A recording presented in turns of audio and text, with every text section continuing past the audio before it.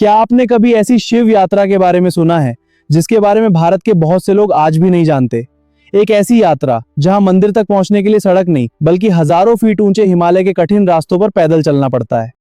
जी हां दोस्तों, हम बात कर रहे हैं हिमाचल प्रदेश की प्रसिद्ध लेकिन अपेक्षाकृत कम जानी जाने वाली श्रीखंड महादेव यात्रा। भारत में हम अमरनाथ, केदारनाथ और चार धाम जैसी यात्राओं के बारे में खूब सुनते हैं, लेकिन हिमाचल की इन ऊंची पहाड़ियों में छिपी श्रीखंड महादेव यात्रा आज भी देश के बहुत से लोगों के लिए अनजानी है। मैं हूं आपका रिपोर्टर और आज आपको लेकर चलते हैं हिमालय की उन ऊंचाइयों की ओर जहां आस्था और रोमांच एक साथ दिखाई देते हैं। चलिए मेरे साथ इस खूबसूरत सफर पर। इसके बाद रास्ता आपको थाचड़ू, कुंशा, भीमद्वारी और पार्वती बाग जैसे खूबसूरत पड़ावों से होते हुए श्रीखंड की ऊंचाइयों तक ले जाता है। प्रकृति का ये सफर सच में अविस्मरणीय है। यात्रा का आधार क्षेत्र जौन और सिंगाड़ माना जाता है। यहीं से आगे असली पैदल यात्रा शुरू होती है। हाँ, हम भी यहीं से शुरू कर रहे हैं।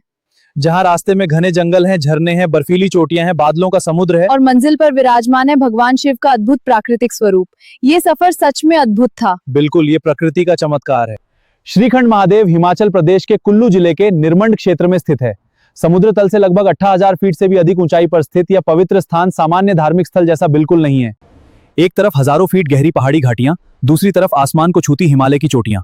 कहीं घने देवदार के जंगल, कहीं तेज बहते झरने और जैसे जैसे ऊंचाई बढ़ती है वैसे वैसे प्रकृति का रंग भी बदलता जाता है। नीचे हरियाली दिखाई देती है और ऊपर पहुंचते पहुंचते बर्फीली दुनिया आपका स्वागत करने लगती है। धार्मिक मान्यता के अनुसार यह क्षेत्र महाभारत काल से जुड़ा हुआ माना जाता है। मान्यता है कि पांडवों ने हिमालय के इस क्षेत्र में तपस्या की थी और भगवान शिव की कृपा प्राप्त की थी। इसी आस्था के कारण हर वर्ष देश के अलग अलग हिस्सों से श्रद्धालु इस कठिन यात्रा पर निकलते हैं। लेकिन दोस्तों, श्रीखंड महादेव यात्रा की सबसे खास बात अभी बाकी है, जब श्रद्धालु अंतिम पड़ाव पार करके श्रीखंड की चोटी के करीब पहुंचते हैं तो सामने दिखाई देता है भगवान शिव का प्राकृतिक शिवलिंग। और अगर मौसम साफ हो तथा सूर्योदय का समय हो तो हिमालय की बर्फीली चोटियों पर पड़ती सूर्य की पहली किरणें पूरे वातावरण को सुनहरा बना देती हैं। उस समय ऐसा लगता है जैसे सूर्य की रोशनी सीधे भगवान शिव की इस पवित्र भूमि को स्पर्श कर रही हो।